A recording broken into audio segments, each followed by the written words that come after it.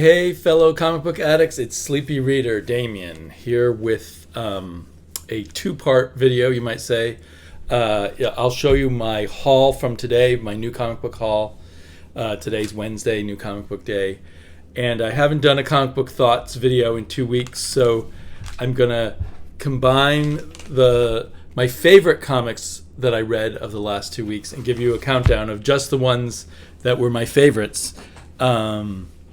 In some kind of rough order of my total enjoyment of them. So the top, I think there are 13 of them. So the 13 I enjoyed, but nowhere near as much as number one. Anyway, let me get to the new stuff. Let's see. I got previews. I think previews actually came out last week, or am I wrong? But anyway, here's the cover of previews. I don't know if I should keep getting previews. It causes me to order a lot of comics, and sometimes they turn out to be duds. But it's a heck of a lot of fun looking through it. So let's see. Did I get the other parts of previews? Because I actually really enjoy looking through the DC and Marvel catalogs. I know I should like looking through the independent ones, but they're that catalog is so disorganized. To search through the independent comics is really quite a chore. So I actually enjoy getting the Marvel one, even though I don't get a lot of Marvel stuff. It's a lot of fun to see all the upcoming covers and everything. So anyhow, that'll be fun. And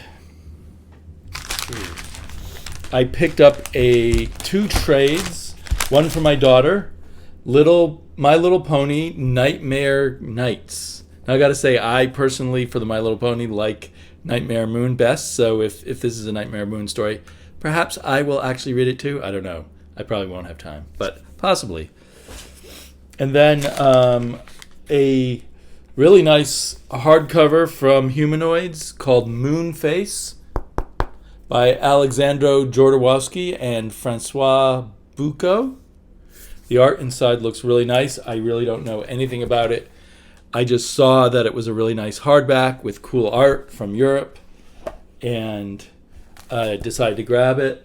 Looks like it's really well bound, and its cover price was only $30, and I get a 25% discount, so it seemed like a no-brainer for me. So I'm excited to just find out what this is about. I didn't even read the back cover or anything. I mean, I know if it's Jodorowsky, it's got to be some kind of weird pseudo-spiritual plot, right? Possibly. I don't know if all of his books are that way. And then on a whim, I picked up this new comic from Vault. I still can't remember, is it Vault or Scout that I should be looking closely at? I think it's Vault. But they had a variant cover that is either a Fiona Staples cover. No, it says honoring Fiona Staples. So it's someone's take on Fiona Staples. And it does seem like an homage to one of the covers where the character in Saga was sitting on the nose of a spaceship. I think this is more of a fantasy. I'm not sure. Just from flipping through it, a fantasy story. The art is pretty undetailed. But maybe it'll be fun. I just couldn't resist checking it out. And I didn't really get a lot of comics this week. On the back it says the Saga of Fiona Staples, but I wonder if Fiona has gave any permission for this or anything. I guess you can swipe other people's art for new covers anytime you want. I don't think artists ever get paid for that. The Last Night on Earth, Batman The Last Night on Earth. Even though I'm wary sometimes about Scott Snyder books, I'm kind of excited about this one. And of course, it's always great when you get Greg Capullo art. You can't complain about that. And this is Scott Snyder's big book, the one he's really been meaning to write all this time. And now at last he will. So, I have mixed feelings about the press. I enjoy getting something in a prestige format. This is not oversized the way Batman, what's it called? the one that had the penis in it. Anyway, that was oversized. This is regular comic book size. I'd be more excited if it was oversized. It'd be great to get the Greg Capullo artwork oversized. The colors look really fantastic too, which are FCO. And then Batman Detective Comics Annual. It's written by Tomasi. Oh, well, Tomasi's the regular writer. Art by Moore.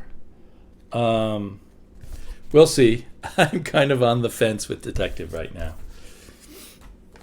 And then Blossom 66, and I feel really stupid with Blossom 66. It's the alternate take on the two Blossom twins. But I have not, sort of a horror take on the two Blossom twins from Colin Bunn. But I have not read any of these because I misplaced one or two of the issues. I let it fall behind, and now I can't find the copies. I will eventually when I clean up enough. And finally, pretty excited, although I do not like this cover very much, Peter Cannon Thunderbolt. Is this the final issue? Is there more? I'm going to try and peek. I saw something that made me think it probably is the final issue. So that's too bad. I was really getting into this. I was kind of hoping it would go on for a good 12 issues at least, given its Watchmen-esque qualities. So that's it. That's all I picked up this week. I mean, expense-wise, I ended up spending more by buying those graphic novels, but otherwise it wasn't really a lot. So I'm going to do a little countdown. Hopefully, maybe I should recount the number I've got here. 1, 2, 3, 4, 5, 6, 7, 8, 9, 10, 11, 12, 13. Yeah, 13. So I'm guessing I had about 24 comics between those 2 weeks, and I picked out the top half, basically. And purely based on my feeling of enjoyment when I read the comic, not on some deeper critical level, which I guess I could muster up, but that's not what I'm about here. So Skyward, very cool, number 13. Another issue of Skyward might have been higher. It felt like kind of we're keeping the story going, and it's still interesting and going well. And I think, as I've said before, I'm kind of hoping Skyward will come to a conclusion maybe in the next arc or so. It's been a fun ride, but I don't know how much more there is to squeeze out of the story. Although they could surprise me. At number 12 was Guardians of the Galaxy, and this is actually of this particular run, this Donny Cates Guardian of the Galaxy. This is actually the first issue that I can say I got. Well, maybe I like the first issue, okay, but then after that it seemed to sag. But I really enjoyed issue 5, so it's hard to say if it was worth buying all those other issues to build up to this issue, but things did pay off nicely. And I think I just was going to show a page that would give something away. So I think a lot's going to wrap up in the next issue, I'm guessing. Maybe it'll be one of those short, neat, just 6-issue stories. But a lot of fun. I really enjoy the character Hela, and she's done pretty well here, and her relationship with Thanos is interesting. Then here's one I picked up last week on a whim, just when I was double dipping at another store. Last stop on the Red Line. It just grabbed my attention because I used to live in Boston and travel on the Red Line, one of their trains that's both a subway and an above ground kind of train, commuter train. And so I have a lot of memories of going on the Red Line and the Green Line in Boston. And this turned out to be kind of a cool comic full of some cool ideas and also quite confusing. So, yeah, I hope it pulls together more. I'll try to get the rest of the issues. I think it's maybe it's not listed as how long it's going to be, but I'm pretty sure it'll be a miniseries. Nice art. A lot of interesting characters, and there's something supernatural and maybe metaphysical going on here. So I won't say a whole lot more. Sabrina the Teenage Witch.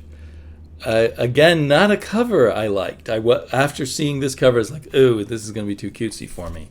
But I really liked issue 1, and actually issue 2 held up. Kelly Thompson does a great job of writing fun, light comics and getting the balance of different elements just right. And the two artists, the Veronica Fish and Andy Fish, I assume they're a couple, but they could be brother and sister or cousins or who knows what. But they do a great job on the art. I think they do the coloring and the line art, so I don't know how it's the division of labor. This was a really cool 2-page spread where they go down into the aunt's secret magic basement office kind of place. So a lot of fun, keeps that feeling of being in high school and that kind of, not quite Buffy the Vampire Slayer, but the world of magic hidden behind the world of high school in a cool way. And I really enjoyed a kind of a pure action, bam, wowie, big bad guys, big good guys, a seemingly impossible situation in Freedom Fighters, written by Robert Venditti, doing very good writing here, and very good action writing, and Eddie Barrows doing incredible art. So if you're not already reading this, I guess it may be something to pick up in trades or just find it in the back issue bins, because it's just a thrill a second. It reminds me of a good Star Wars movie or something along those lines, in a sense. Maybe not quite on the same sort of thing as Star Wars, because you don't have the young hero with the coming-of-age story in it. But you have the desperate band of characters getting together to fight the Dark Empire. And Justice League Dark also continues to kind of wow me. It's probably is it my favorite DC book? It's close. It's hard to say for sure whether it's this or Hawkman, or I feel like there's another one. But also great art, great layouts in this for superhero, supernatural comic. There are touches of Clive Barker. There are all kinds of... James Tynion has become very good at creating likable and lovable characters in small amounts of time. I mean, there's a ton of characters in this book. So, and here's an example of kind of a horrific moment. So it's a really good melding of superheroes and horror. Are we finally coming to a finale? It's issue 11, so issue 12 might be a natural finale point. We'll see. It's been this thing where they seem to resolve it and then the problem gets bigger and bigger. And it's been more than 11 issues, because there was also that Witching Hour crossover with which was part of this storyline. And then, much to my surprise, I've been forgetting to do the numbering. But I'm kind of obsessed by numbers sometimes, so let me... So that was 13. 12 was Guardians of the Galaxy. 11 was Last Stop on the Red Line. 10 was Sabrina. 9 was the Freedom Fighters. 11 was Justice League Dark. All of these are comics that I really enjoyed. So at number 8 is Spider-Man Life Story number 3, The 80s, which gives us a whole new take on the Black Venom costume, the symbiotic costume that Peter Parker gets. And a whole new take really on his relationships with a bunch of other people. Mr. Fantastic appears again. He's married to Mary Jane and has a child, and by the end of this issue, things don't go well. And I really liked I read issue 2 and issue 3 actually consecutively, and that may have added to my pleasure. I may have gotten into this weird thing that Zdarsky's doing here of this kind of Elseworld Spider-Man. It's really not like some inevitable thing of this is the way it had to go if Peter Parker aged in real time. Peter Parker is aging in real time, but it's definitely Zdarsky's alternative ways of positioning different major events in Spider-Man's life. So I think it was the last issue that kind of was a take on the Clone Saga. amongst other things, and then this issue that really tackled the whole Venom thing, the whole symbiotic Spider-Man outfit. Anyway, cool stuff. I'm really curious how it's going to go. Is it just going to be the 90s and the 2000s, or are they going to go up to the 2000 teens? I'm not sure. So we've either got 2 or 3 issues to go on this. So what did I say? That was number 8, 7.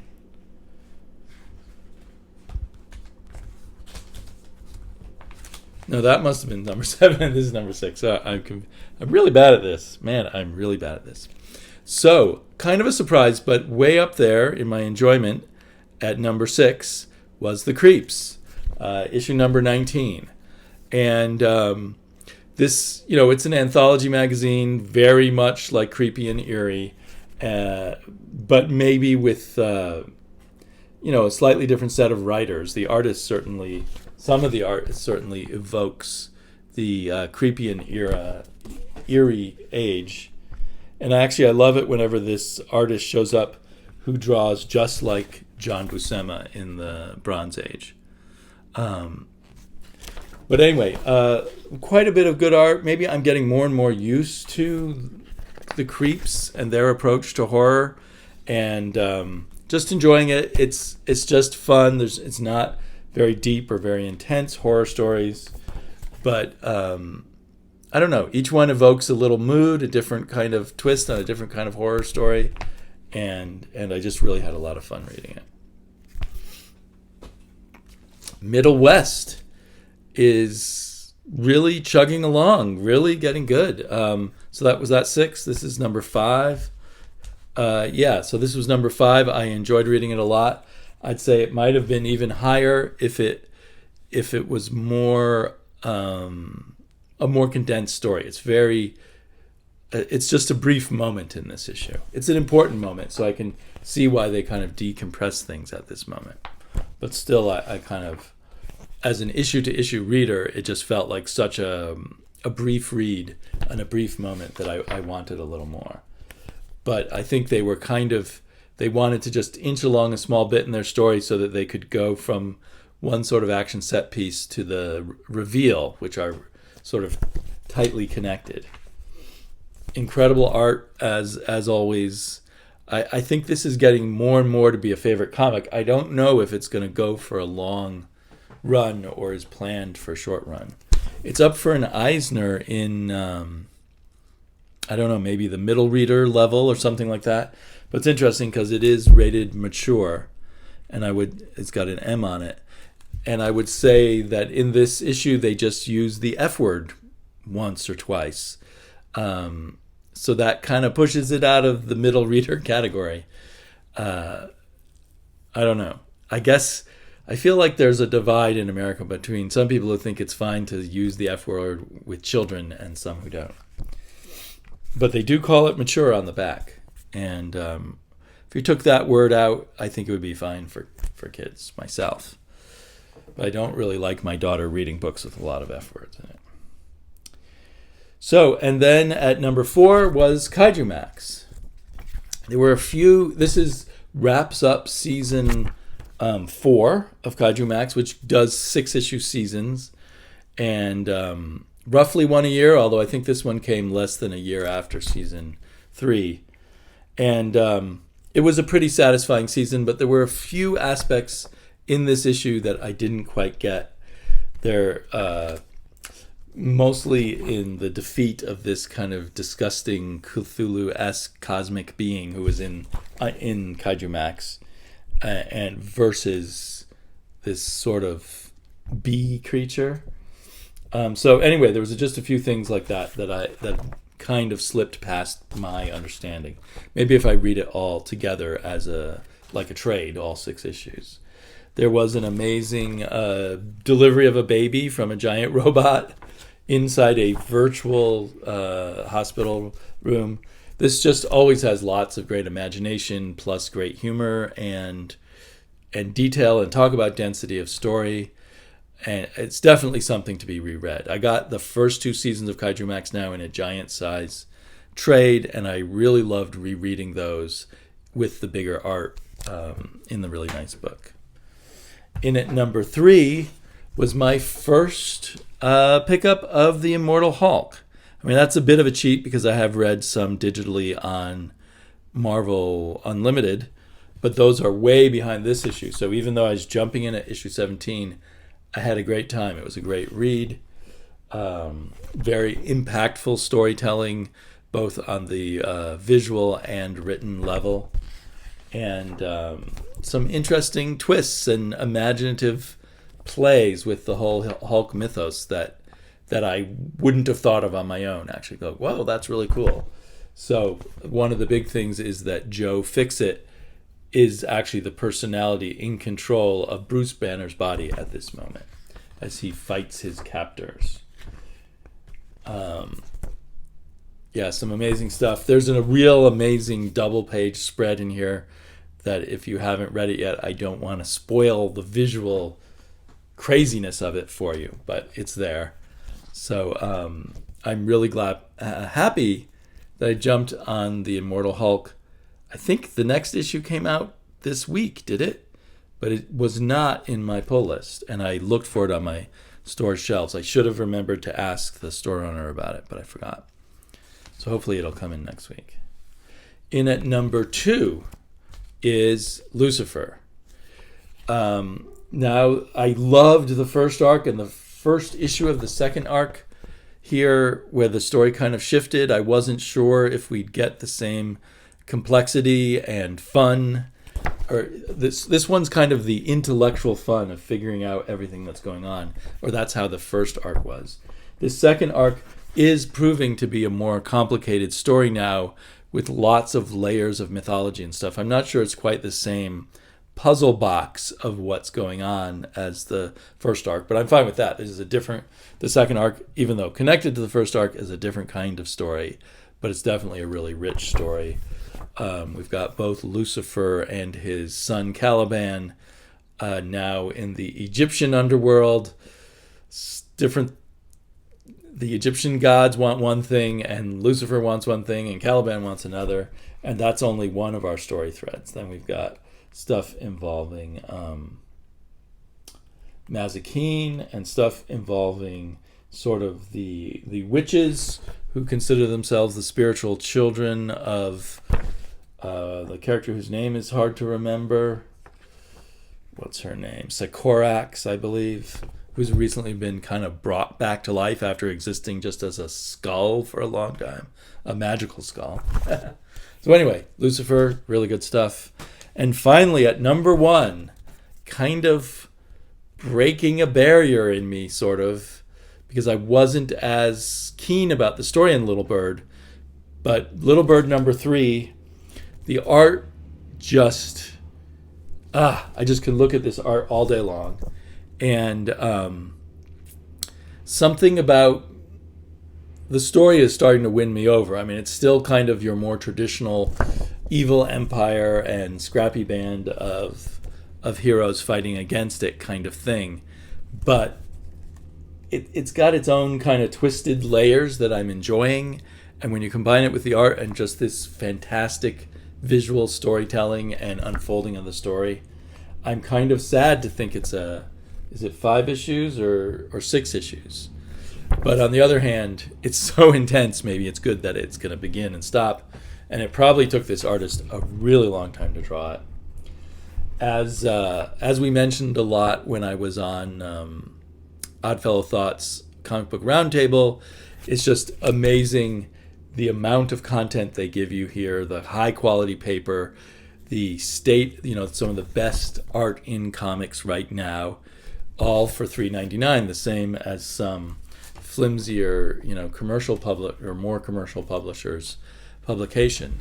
And their idea, I guess, is that the comic book is going to be the most affordable way to buy this comic, and then it's going to come out in a very expensive hardcover.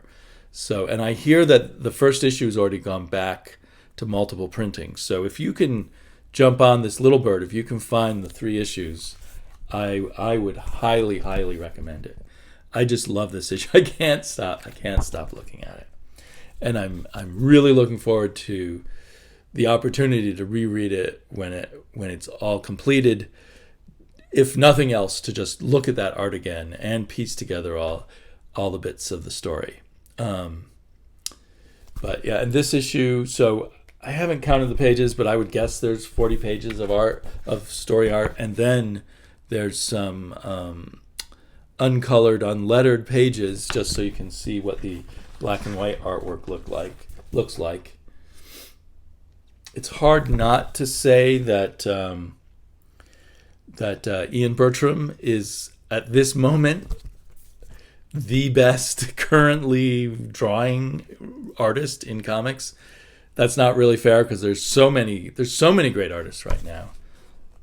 So anyway, this has been a lot of fun. I got to go in a second. I will try to remember to link down below that comic book roundtable that I was on, because I discuss a lot of these books there and some other ones that did not make my top 13. So I hope you all are having a great comic book week, enjoying spring. The days are getting very long. I guess we've got 22, 23 days till the longest day of the year. I always love that period where the days are so long. I'm not sure why. Actually, as a parent, it's a little bit harder getting your child to bed and hoping they get enough sleep during the night. But anyway, talk to you all later. Bye-bye.